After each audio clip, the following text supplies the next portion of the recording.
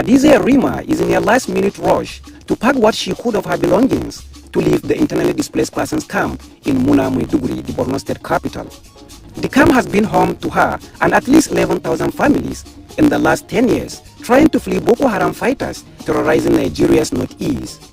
But now, it is time for Yarima and others to return home as part of the state government's resettlement program. Yarima is reluctant to leave the camp, afraid of her village is still not safe to return. She said, "We truly love our town and wish to return. However, we are still facing significant issues with insecurity. As I speak, those who have returned to our village are on the run due to attacks from Boko Haram. We urge the government to ensure proper security for our town and villages before we can safely come back."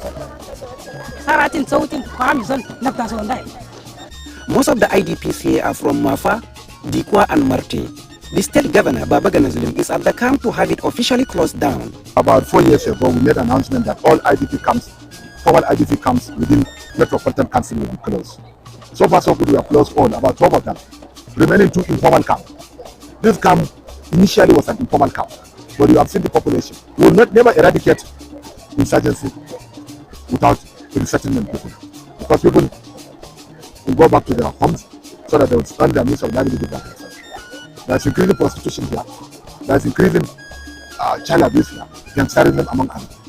The presence of heavy armed military forces is assuring of the safety of the IDPs.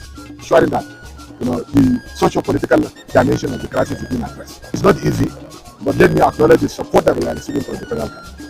The federal government is something knows very well. I want to commend the federal government and I want to commend the President of the Federal Republic of Nigeria for the support that we have been receiving so far from him that has complemented the efforts of the state government. We remain eternally grateful.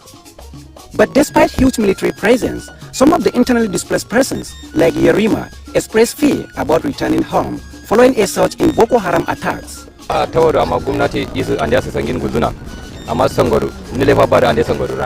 government has announced plans to close down the camp, but honestly, we don't want to leave because Boko Haram are still terrorizing people in our towns and villages.